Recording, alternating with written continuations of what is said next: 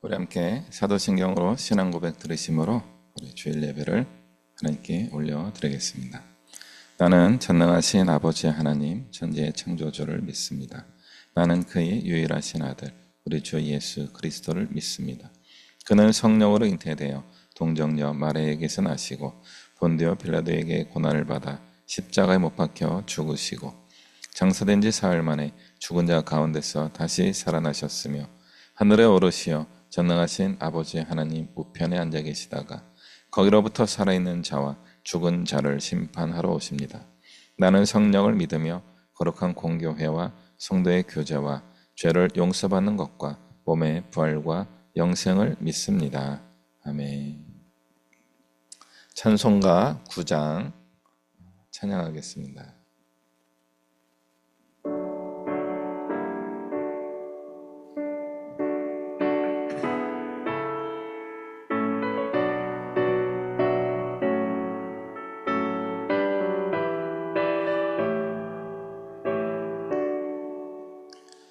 하늘에 가득 찬 영광의 하나님, 온 땅에 충만한 존귀하신 하나님, 생명과 빛으로 지혜와 권능으로 언제나 우리를 지키시는 하나님, 성부와 성자와 성령 삼위의 하나님, 우리 예배를 받아주시옵소서. 사랑이 넘치는 자비하신 하나님, 은혜가 풍성한 구원의 하나님, 참회의 심령의 평안을 주시옵고 죄와 허물을 용서하여 주소서. 찬송과 영광과 생명 구원의 하나님, 우리 예배를 받아주시옵소서.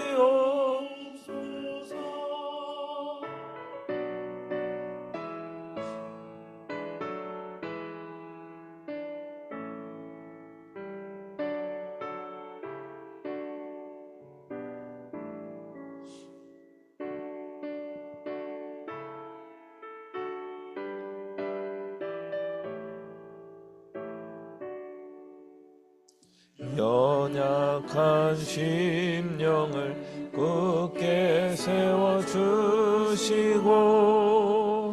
우둔한 마음을 지혜롭게 하시고 주의 뜻 받들어 참되게 살아가며 주 말씀 따라서 용감하게 하소서.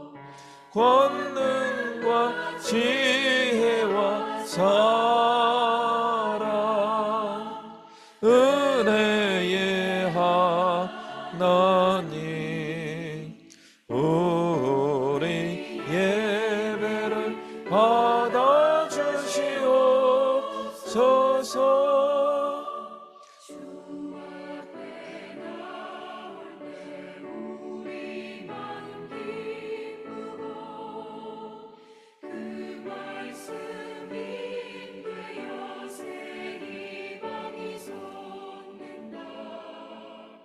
고난도 슬픔도 이기게 하시옵고 영원에 잇대어 살아가게 하소서. 우리의 자랑과 기쁨 생명의 하나님 우리 예배를 받아주시옵소서.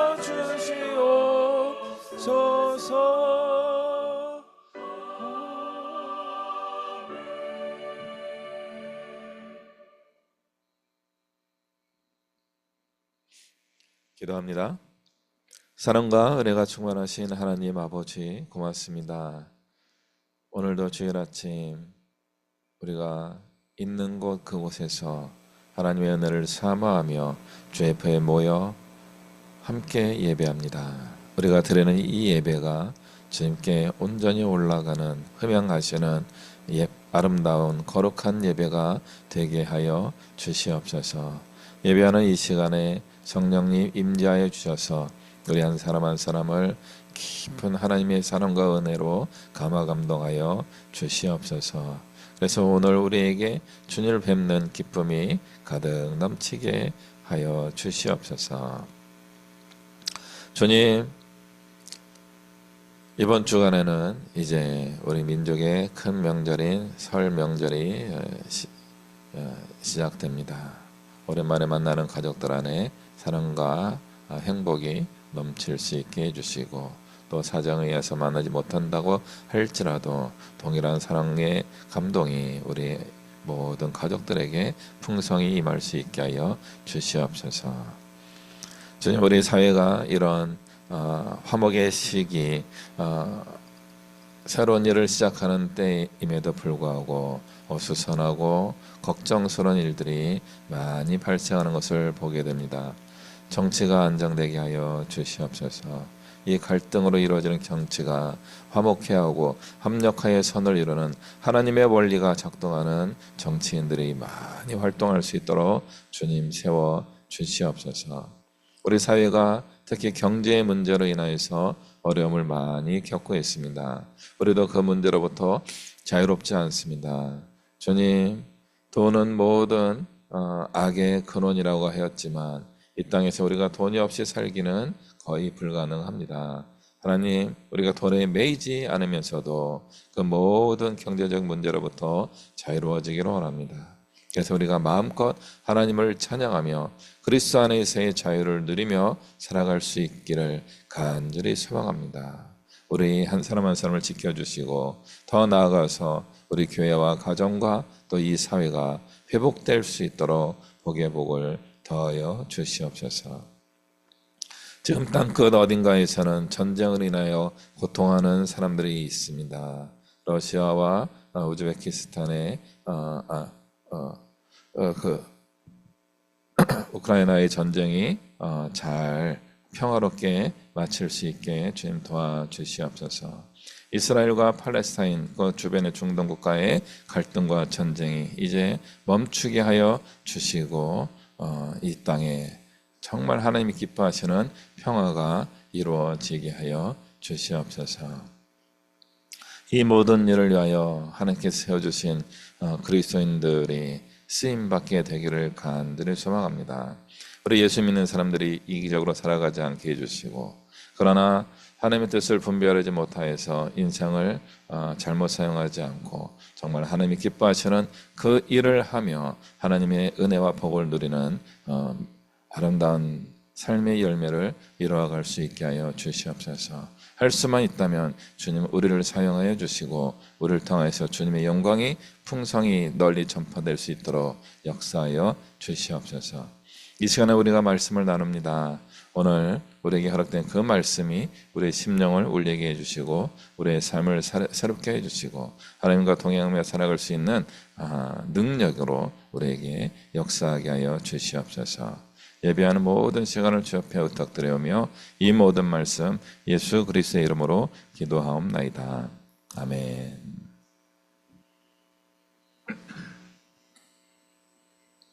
우리 말씀 보겠습니다. 디모데 후서 2장 1절과 2절 말씀을 보겠습니다.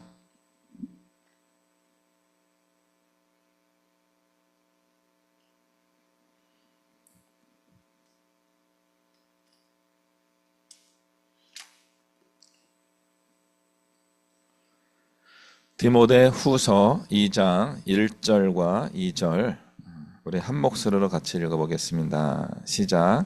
내 아들아, 그러므로 너는 그리스도 예수 안에 있는 은혜 가운데서 강하고 또 내가 많은 증인 앞에서 내게 들은 바를 충성된 사람들에게 부탁하라. 그들이 또 다른 사람들을 가르칠 수 있으리라. 아멘.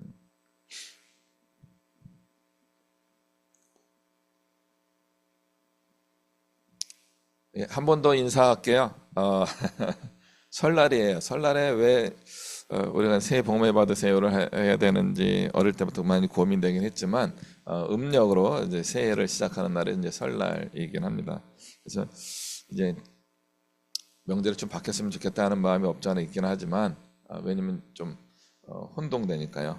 그럼에도 불구하고 1월 한 달 정도는 새해 복 많이 받으세요 인사를 계속 복을 빌어주는 거니까 뭐 또 그것도 좋은 것 같습니다. 네, 옆에 혹시 계시는지 모르겠어요. 앞에, 옆에, 뒤에 또 자기를 향하여 같이 한번 인사할게요. 새해 복 많이 받으세요. 인사합니다. 시작. 새해 복 많이 받으세요. 이렇게 절을 해야 되는데 절까지는 다음에 한번 고려해 보도록 하겠습니다.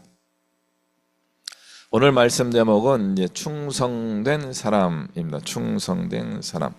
이 충성이란 말로 번역한 이 영어식 표현은 이렇습니다. faithful입니다. faithfulness. 그래서 다른 말로는 성실한 사람입니다. 성실하다. 충성스럽다, 믿음직하다 또는 성실하다. faithful이라고 하는 이 단어가 우리 교회에서는 이제 굉장히 중요한 단어입니다. 근데 이제 이 단어를 이제 충성으로 번역을 하는 바람에 맹목적 충성이라고 하는 그런 이제 잘못된 개념도 이제 생겨나기도 합니다. 그러니까 충성이라는 거는 무조건 충성 이런 앞에 이렇게 생략된 듯한 원래부터 붙어 있는 개념이 하나 있잖아요. 그게 무조건이라는 겁니다. 무조건 충성. 근데 무조건 충성은 정확한 충성이 아닙니다.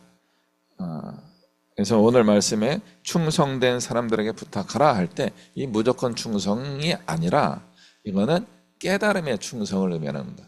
그래서 오히려 성실함이 더 좋은 번역일 수 있습니다.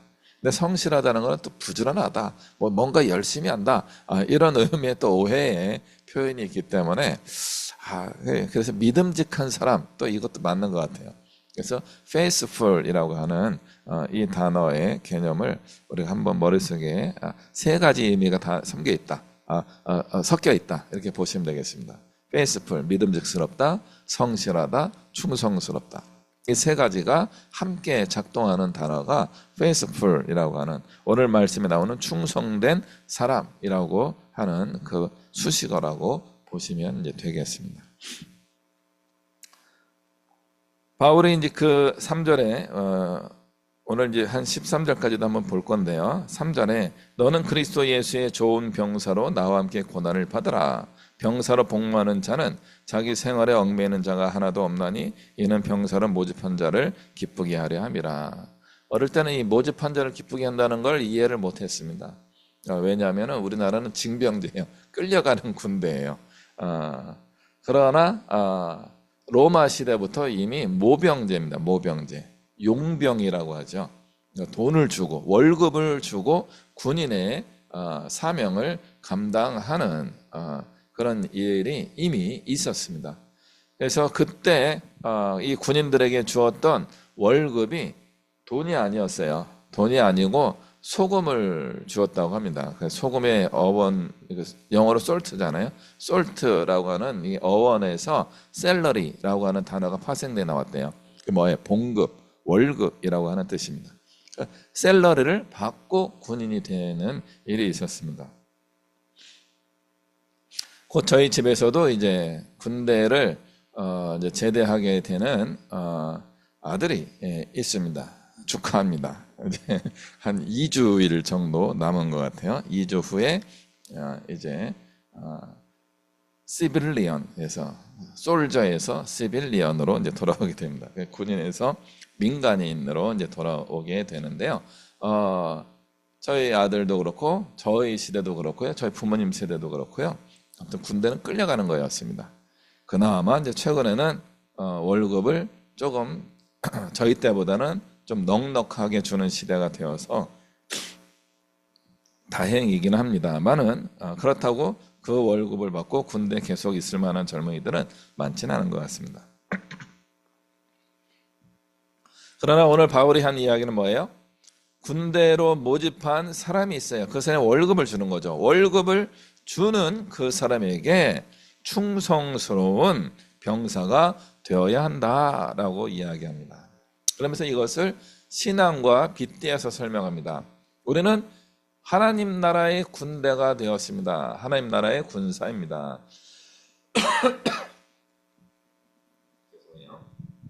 죄송해요.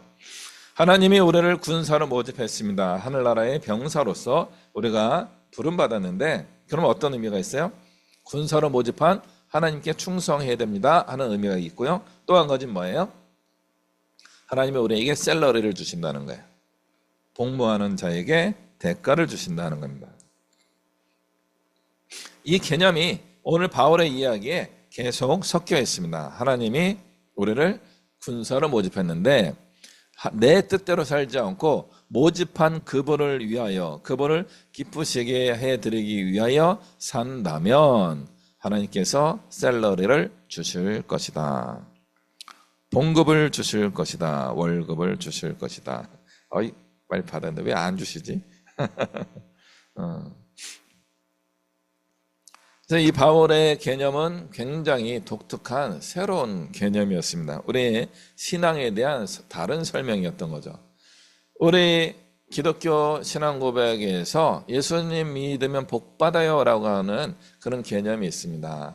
맞습니까? 틀립니까? 맞습니다. 근데 그 복의 대표적인 것이 이제 돈이었던 거죠. 예수님 믿으면 돈을 많이 벌어요로 연결되기도 했습니다. 그러나 그것은 정확한 설명이 아닐 수 있었습니다. 거기 하나가 빠진 거죠. 나를 군사로 모집한 분을 기쁘시게 해드리는 삶을 살아야 합니다. 그 기쁘시게 해드리는 삶은 어떤 의미가 있어요? 자기의 생활에 얽매이지 않고 모집한 자를 기쁘게 하기 위하여 예수의 좋은 군사로 고난을 받아야 된다는 겁니다. 고난을 받는 종교를 누가 믿겠습니까? 어떤 신앙을 가지면 고난이 생긴다. 예수님을 믿으면 고난이 온다라고 한다면 누가 예수님을 믿겠습니까?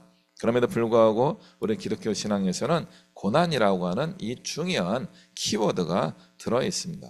그 고난이 있음에도 불구하고 우리는 예수님을 믿는 겁니다. 더 나아가서 일부러 고난 가운데로 들어가기도 하는 겁니다. 남들이 안 하는 일을 한다 그런 뜻이에요. 뻔히 저렇게 가면 힘든데 하는 일을 주님이 나를 선택해 주셨기 때문에 감사함으로 그 부르심의 길을 나아간다 하는 것입니다. 이 신앙 고백이 옛날에는 굉장히 많이 가르쳐졌습니다. 그러나 요즘 교회에 와서는 이 부분이 많이 생략되어서 가르쳐지고 있습니다. 안 가르쳐진다 그런 뜻입니다. 예수 그리스도를 믿고 고난받는 것을 좀 불편해하는 시대가 되었습니다. 그러나 조금만 더 우리가 생각을 해본다면 기독교는 늘 고난과 함께 있는 것입니다.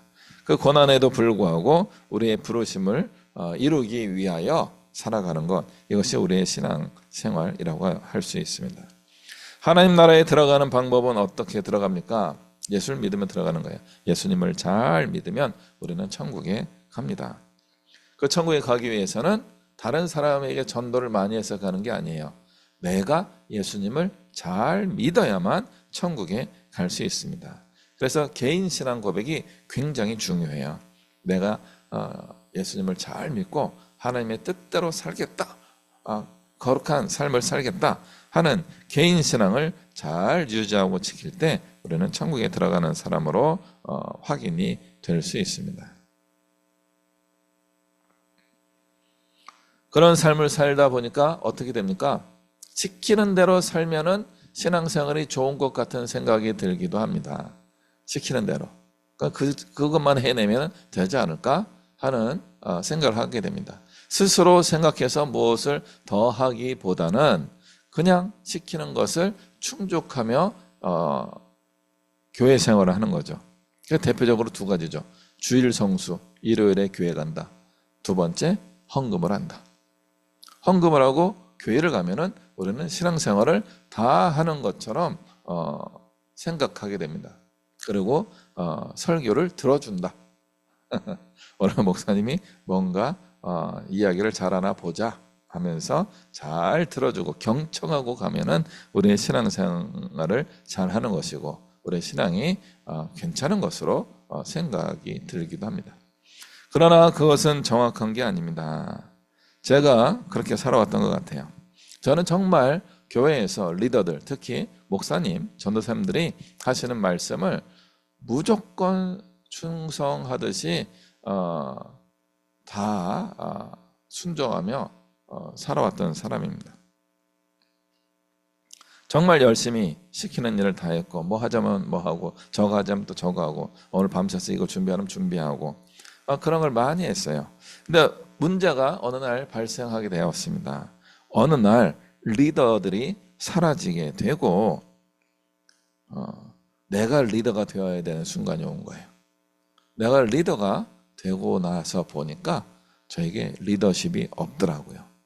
사람들을 잘 이끌고 지시하고 시키고 이렇게 밀어붙이고 하는 능력이 저에게 없는 거예요. 깜짝 놀랐습니다. 두 번째는 더 큰 문제가 있었습니다. 나는 누군가를 따라가면서 충성하고 있었는데 나를 따라오면서 충성하는 사람이 없어요. 나에게는 팔로워가 없는 겁니다. 제가 지난 거의 30년 돼갑니다. 목사 연수 받은 지 20년 정도가 이제 좀 지났고요. 목회자의 사명을 갖고 신학을 공부한 지 이제 30년이 좀 넘어가고 있는 상태입니다. 그동안 제가 저의 삶을 늘 저는 교회 중심으로 목회자가 되는 쪽으로 관심을 가지며 살아왔었는데 실제로 제가 목회자가 되고 많은 사람들에게 하나님 말씀을 전하려고 할 때 지금 오늘 저와 함께 예배하는 분들 외에는 제 말을 들은 채도 않아요. 왜 그럴까?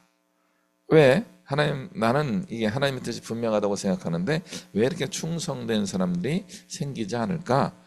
이런 이제 생각을 많이 해봤습니다. 과연 여러분은 충성스러운 그리스도인이십니까?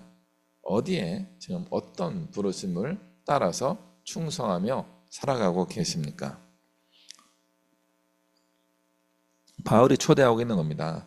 디모데에게 너는 그리스도 예수의 좋은 병사가 되어서 나와 함께 고난을 받자. 디모데가 그 부르심에 따라서 순종하여서 바울과 함께 고난에 동참하였고 에베소 교회를 잘 섬기며 하나님의 뜻을 이루어가는 겁니다. 그렇게 활동하는 디모데에게도 어느 날 그 리더십을 전수해야 되는 때가 있음을 바울이 알고 있었던 거예요. 그래서 2절 말씀 먼저 이야기했던 거죠. 또 내가 많은 증인 앞에서 나에게 들은 것들을 충성된 사람들에게 부탁하라. 그들이 또 다른 사람들을 가르칠 수 있게 될 것이다. 그래서 충성된 사람들에게 하나님의 말씀을 계속 가르치는 일을 감당하라라고 바울이 권하고 있는 겁니다. 너의 리더십이 이제 또 다른 많은 사람들에게 나누어져서 그들이 좋은 리더로서 사명을 감당하게 될 것이다 라고 하는 포스트 디모데를 이야기합니다. 포스트 폴, 바울 이후에는 디모데와 같은 디도와 같은 다음 세대가 활동하게 되는 거고요. 디모데나 디도 다음 세대에는 또 다른 충성된 사람들이 등장하게 된다는 것을 바울이 드디어 알게 된 겁니다. 바울은 그전엔 그걸 잘 몰랐어요. 그래서 마가와 같은 사람이 충성스럽지 못한 것을 보고 많이 야단을 치면서 쫓아내기도 했습니다. 그러나 오랫동안 하나님 주신 사명을 감당하다 보니까 그럼에도 불구하고 마가와 같은 사람도 하나님의 일꾼으로 설 수 있다 하는 것을 보게 된 거죠. 그래서 충성된 사람을 계속 발굴해서 다음 세대로 이어져 가는 것이 하나님이 기뻐하시는 신앙 전수의 원리다라고 하는 것을 깨닫게 된 것입니다. 제가 예전에도 한번 말씀드린 것 같기는 한데요. 우리 개인과 교회의 어떤 또는 직장에서 우리는 항상 말단에만 있지 않습니다. 우리가 자녀였던 분들도 성장하면서 가정을 이루게 되고 어느 날 부모가 되기도 하고 위로 부모가 계시고 아래로 자녀를 키워야 되는 그런 그 상황에 놓이게 되기도 합니다. 한편으로는 팔로우고 한편으로는 리더가 되는 겁니다. 더 나아가서는 좀 더 연배가 올라가면은 부모님들에게도 리더십을 발휘하는 자녀가 될 수도 있습니다. 우리 사회가 그렇게 바뀌는 겁니다. 리더십이 가정에서만이 아니라 더 나아가서 교회와 직장과 사회에서 더 큰 범위에서 우리는 또 리더십을 발휘할 수 있게 되는 겁니다. 많은 분들이 그 리더십을 내려놓지 않고 싶어가지고 전전긍긍하는 경우가 굉장히 많이 있습니다. 가정에서 일하는 대표적인 리더십 전수의 과정은 무엇이에요? 우리나라에서는 그냥 거의 고유명사처럼 고부간의 리더십 인수인계입니다. 예를 들어서 시어머니도 우리나라 전통 개념에 의하면 시집으로 온 거예요. 그러니까 외부에서 이제 가족을 이루면서 오신 분인 거죠. 그렇지만 아들이 있었기 때문에 아들과 딸을 낳으면서 그 가정에 이제 중요한 역할을 감당하는 어머니 또는 아내 이런 역할을 하게 된 거죠. 근데 이런 분들이 이제 사위와 며느리를 맞이하게 되면은 또 외부인이 온 거예요. 그러니까 외부인이 오니까 외부인이었던 분이 내부인이 되었고 내부에서 리더십을 가지고 있던 분이 외부인이 들어왔을 때 텃세를 발휘하는 거죠. 이게 우리나라의 많은 가정에서 회자되고 있는 고부간의 갈등입니다. 고부간의 화목을 이루는 가정도 많이 있지만 어떤 면에서는 고부간의 갈등이 더 자연스러운 표현이 된 걸 보니까 갈등이 훨씬 더 많았던 것 같습니다. 그 갈등을 갖게 되는 원인 중에 하나가 뭐예요? 좀 부유한 가정을 예를 든 건데 곳간의 열쇠를 시어머니가 붙들고 안 열어주는 거예요. 이게 상징적 표현이죠. 집안의 모든 대소사를 시어머니가 다 하셔야 되는 거예요. 오랫동안 해오셨고 그걸 잘하시고 또 굉장히 중요한 일이기 때문에 그렇게 해오신 거죠. 그리고 새로 결혼한 젊은 며느리는 그런 그 감각이 아직 발전하지 않았기 때문에 많이 야단을 맞고 혼나고 그렇게 왔던 거죠. 그러다 어느 대목이 오는 거죠. 시어머니가 며느라 이제 곳간 열쇠를 너에게 줄 테니까 네가 이 집안을 잘 이끌어 가도록 하여라. 뭐 이런 식으로 드라마나 그런 데서 나타나게 됩니다. 저희 대학 동기 중에 한 명이 그런 곳간 열쇠를 받은 친구가 있었어요. 그 친구하고 이제 밥을 먹으면서 이야기하는데 이런 이야기를 하는 거죠. 드디어 우리 시어머니가 나에게 제사의 권리를 넘겨주셨어. 지난번 한번 말씀드리지 않았나요?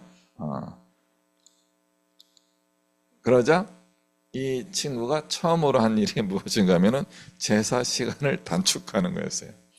아침부터 막 음식을 준비하고 뭐 제사 늦게까지 하고 뭐 저녁 먹고 헤어지고 막 설거지하고 막 힘들고 밤 10시에 끝나고 막 그러니까 좀 안 좋았다고 생각한 거예요. 그래서 이제 손 아래 동서가 있었는데 동서 8시까지 집에 가? 이렇게 얘기한 거예요. 8시에 집에 갈 수 있다. 2시간밖에 단축이 안 된 거예요. 8시까지 집에 갈 수도 있다. 이런 마음이 드니까 저녁 식사 6시 반에서 7시 사이 식사를 하고 나서 이 둘째 며느리가 벌떡 일어나가지고 설거지를 막 하기 시작했다는 거예요. 그래서 아니야 괜찮아 나중에 내가 할게. 우리 이제 큰 동서인 제 친구가 그렇게 이야기했는데 불구하고 형님 괜찮습니다 하면서 손 아래 동서가 열심히 설거지를 마치고 차 한잔하고 갈게요 하고 인사하고 집에 갔다는 거죠. 새로운 시대가 열리게 된 겁니다. 이것 때문에 시어머니가 굉장히 불편한 얼굴로 뚱 하고 계셨었다고 해요. 그렇거나 말았거나 제 친구는 앞으로 이렇게 하겠습니다 하고 어머니에게 오늘처럼 하겠다라고 이야기하고, 그래 네가 하기로 했으니까 네가 알아서 해라 하면서 시어머니의 동의까지도 받았다, 그런 이야기를 이제 저희 모임에서 그렇게 나누어 준 것을 제가 들었습니다. 정말 이런 깨어있는 사람이 집안의 리더가 되었을 때 집안에 많은 변화가 일어나게 되는 겁니다. 과거가 나빴다는 게 아니에요. 다 그렇게 온 거죠. 그래서 과거 모든 이런 좋은 점과 나쁜 점이 다 섞여 있습니다. 그런데 저희 친구가 이제 그것을 좋은 것 위주로 바꾸려 한 거죠. 물론 그것 때문에 나쁜 일이 있죠. 시어머니가 불편해진 거예요. 자기 원칙이 있고 이렇게 했으면 좋겠는데, 이걸 더 잘할 수 있었는데 하는 그런 기대가 있었는데 그 기대가 많이 깨진 거죠. 그럼에도 불구하고 새로운 시대가 열리게 되는 것은 한 사람이 결심하고 변화를 추구할 때 이루어지게 되는 것입니다. 그런 사람들에게 하나님께서 수고하는 자가 받는 복이 있다라고 이야기하고 있습니다.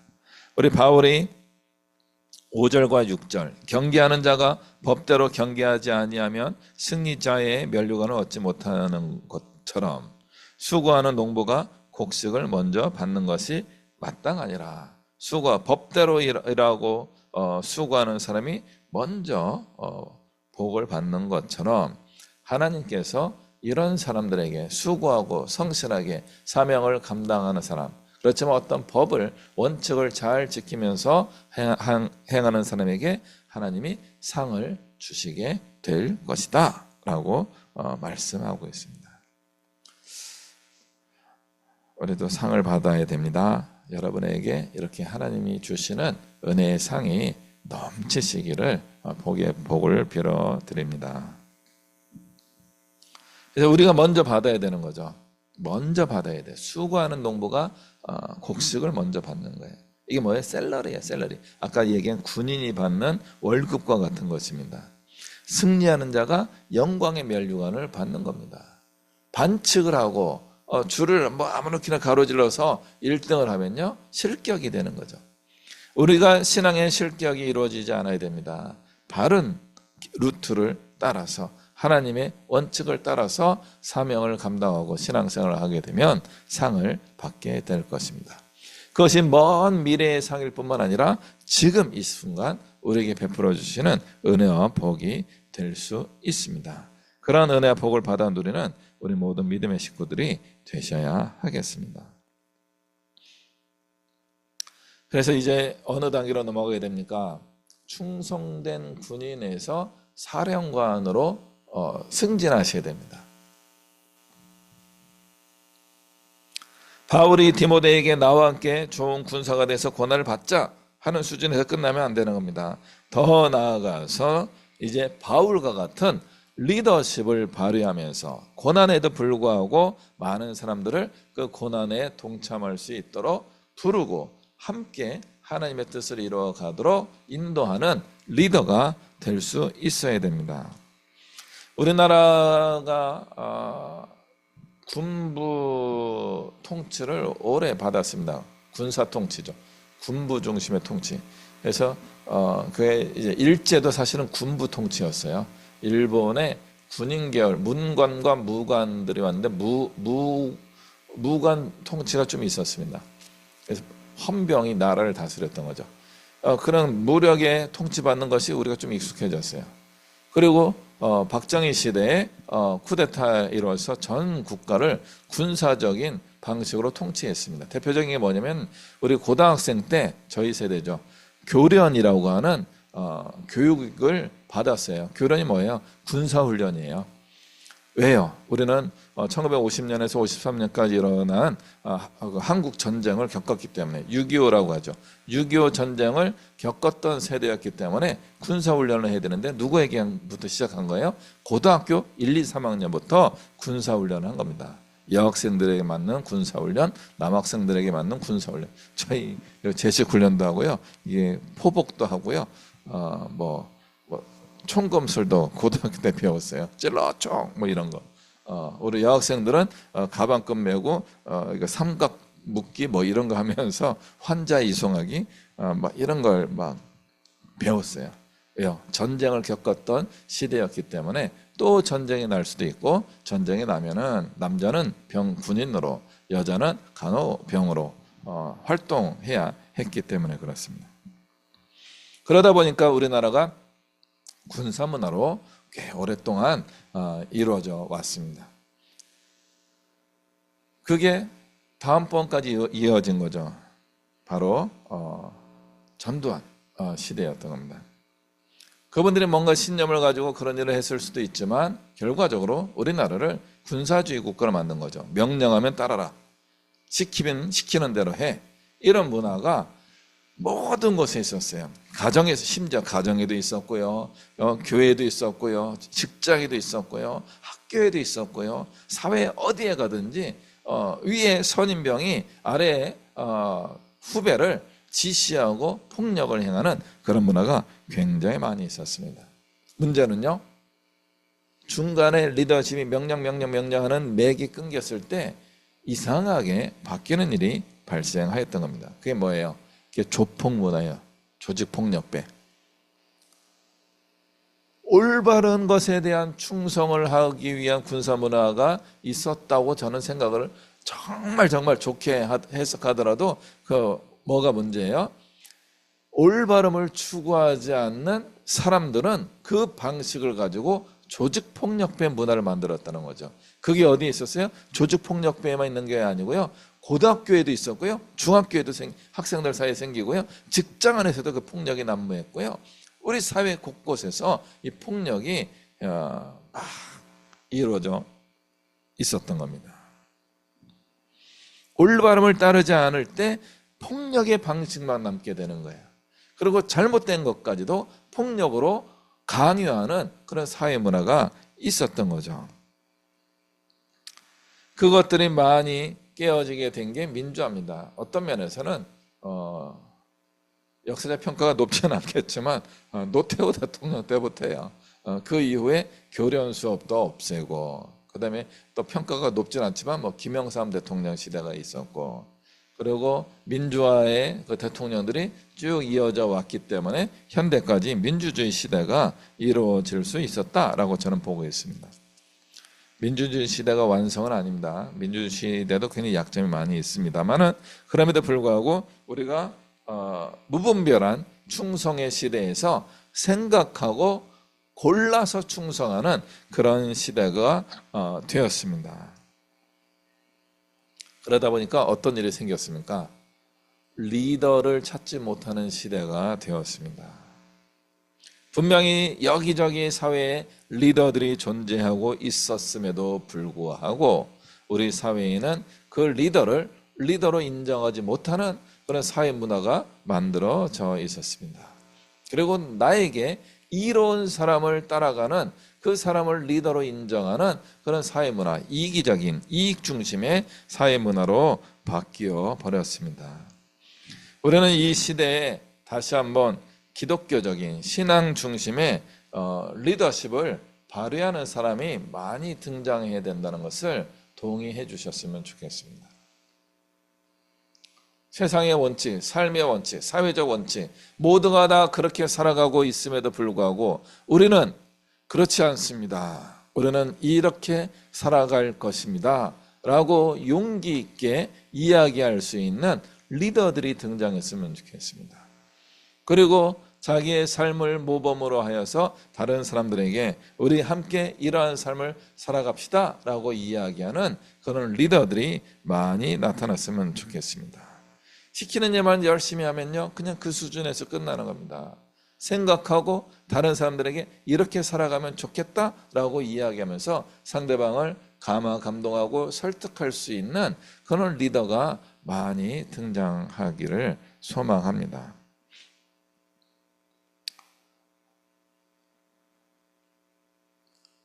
군인에서 리더로 바뀌어야 되는 겁니다.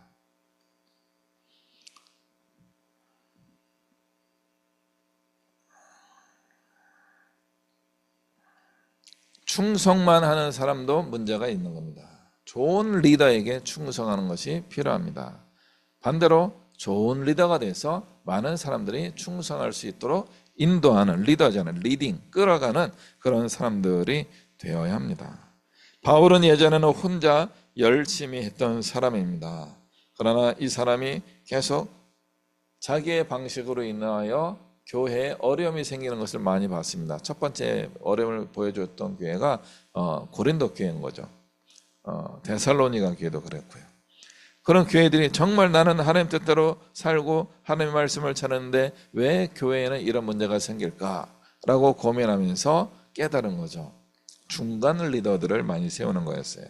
그래서 디모데와 디도와 같은 사람들을 세웠고 그들에게 후에는 많은 리더십을 넘겨줄 수 있었습니다. 그런 선택을 할 수 있었던 여러 가지 이유 중에 한 가지가 무엇인가 하면은 시간과 공간에 내가 동시에 존재할 수 없다는 거예요. 그리고 또 하나는 시간이 가면 갈수록 우리의 삶의 끝이 다가오고 있다는 거죠.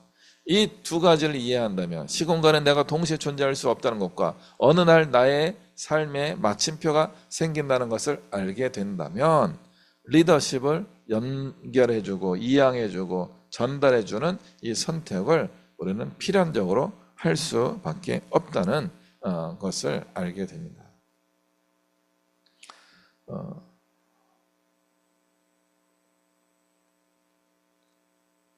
빨리 내려놓는 것도 하나의 지혜일 수 있습니다.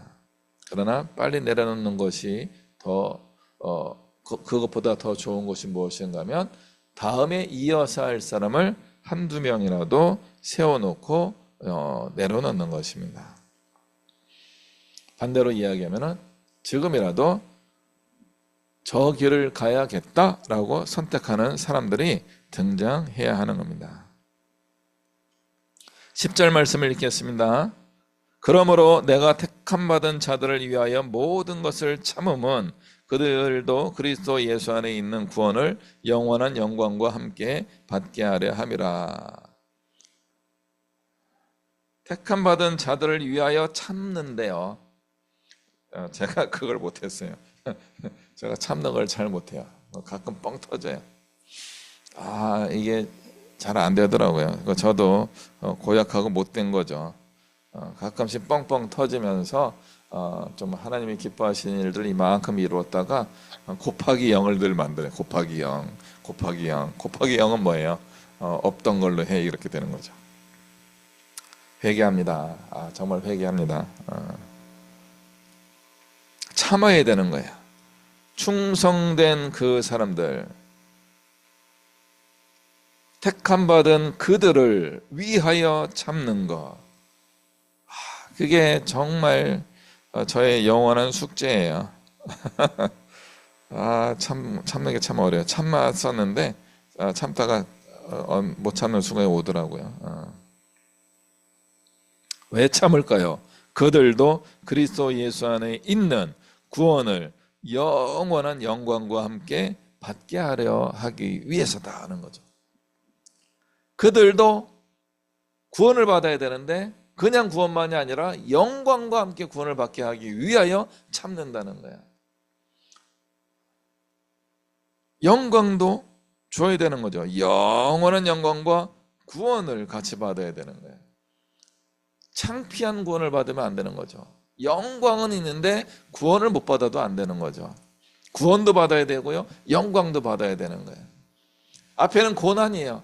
고난임에도 불구하고 고난을 잘 극복하면 영광이 오고 하나님 나라에 들어가는 구원의 복이 임한다는 거죠. 구원받은 삶을 살게 되고 영원한 영광의 자리에 들어가게 된다는 거예요. 이 두 가지가 같이 있어야 되는 겁니다. 이 두 가지를 어떻게 얻어요? 인내하고 병사와 같이, 군사와 같이 충성하고 법대로 경기하고 수고하는 농부처럼 성실하게 살아가고 그러다 보면은 구원의 영광을 같이 누리게 된다는 겁니다.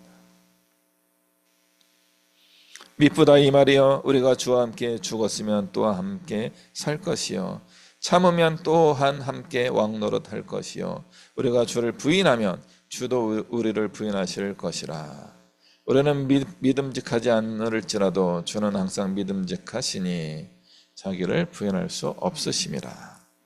자기를 부인할 수 없음이다. 이게 뭐냐면 이게 충성이에요. faithfulness예요. 자기를 속일 수가 없다는 거예요. 그렇지 않다라고 예수님은 말씀하지 않는다는 거죠. 이렇게 해야만 한다라고 주님은 늘 말씀하신다는 겁니다.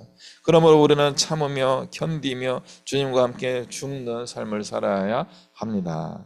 그러면서 우리는 점점점 리더십을 발휘하는 충성된 사람, 성실한 사람, 믿음직한 사람으로 살아갈 수 있게 되는 것입니다. 이렇게 부름받음을 완성해 가기 위하여 사명을 잘 이루어가고 하나님으로부터 칭찬받고 구원받고 영원한 영광도 함께 받으며 누려내는 하나님의 일꾼 되시는 여러분들의 삶이 되시기를 수식을 많이 하다 보니까 주어 동사가 많은지 모르겠습니다. 결과적으로 정말 충성스러운 그리스도인이 되셔서 하나님이 기뻐하시는 삶을 살아가는 여러분이 되시기를 주님의 이름으로 축복합니다. 기도하시겠습니다. 사랑과 은혜가 충만하신 하나님 아버지, 우리가 정말 좋은 리더를 만나서 충성스러운 군사와 같이 주신 사명을 잘 감당할 수 있게 하여 주옵소서. 더 나아가서 이제 우리가 성실하고 믿음직한 하나님 나라의 일꾼이 되어서 또 다른 충성된 사람들을 가르치고 그들이 주님의 사명을 잘 감당할 수 있도록 이끌어가는 지도자의 삶을 살아갈 수 있게 하여 주시옵소서. 그래서 주님이 약속하신 구원의 복과 함께 영원한 영광의 복도 우리가 받으며 누리며 살아가게 하여 주옵소서. 감사드리며 예수 그리스도의 이름으로 기도하옵나이다. 아멘. 찬송가 391장 찬양하겠습니다.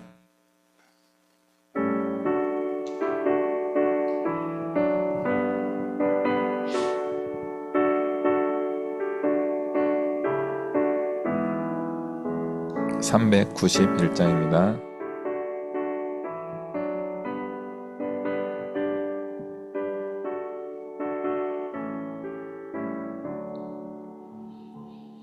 오 놀라운 구세주 예수 내 주 참 능력의 주시로다. 큰 바위 및 안전한 그곳으로 내 영혼을 숨기시네. 메마른 땅을 종일 걸어가도 나 피곤치 아니하며 저 위험한 곳 내가 이를 때면 큰 바위에 숨기시고 주 손으로 덮으시네. 오 놀라운 구세주 예수 내 주 내 모든 짐 벗기시네. 죄악에서 날 끌어 올리시며 또 나에게 힘 주시네. 메마른 땅을 종일 걸어가도 나 피곤치 아니하며 저 위험한 곳 내가 이를 때면 큰 바위에 숨기시고 주 손으로 덮으시네.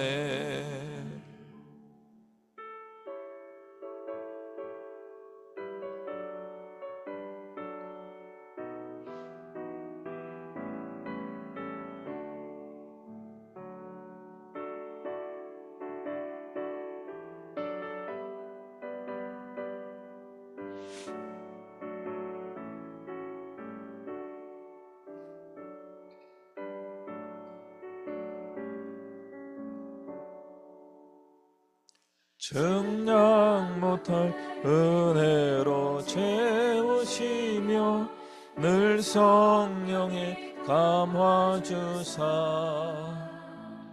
큰 기쁨 중 주님을 찬양토록 내 믿음을 도우시네. 메마른 땅을 종일 걸어가도 나 피곤치 아니하며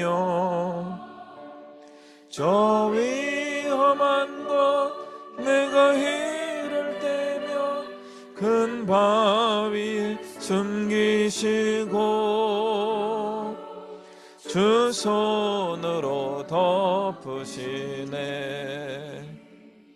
주 예수님 공중에 임하실 때 나 일어나 맞이하리.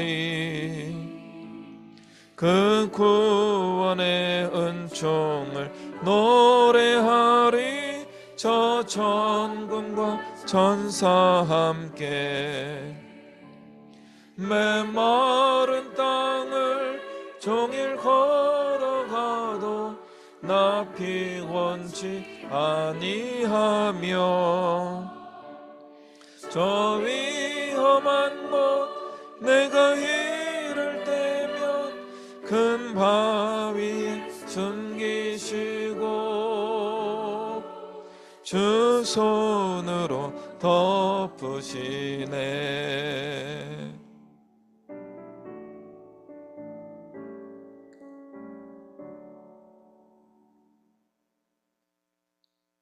기도합니다. 이 시간도 오늘 우리와 함께 하시는 우리 주 예수 그리스도의 은혜와 살아계신 하나님 아버지의 크고 영원하신 사랑과 성령 하나님의 교통하시는 은혜와 역사하심이 주의 말씀에 충성하며 살아가는 부르신 자를 위하여 성실하게 나의 삶이 아니라 하나님의 삶 주신 삶을 살기로 다짐하며 그렇게 살아가는 우리에게 하늘의 놀라운 은혜와 품삯을 먼저 주실 것을 확신하며 감사함으로 충성된 삶을 살기로 다짐하며 나아가는 이곳에 머리 숙인 주의 백성들 머리 위에와 주의 사랑과 은혜와 긍휼하심이 간절히 필요한 이 나라와 이 민족과 세계 열방 위에 이제부터 영원토록 함께 하시기를 간절히 축원하옵나이다. 아멘. 할렐루야. 다음 주에 뵙겠습니다.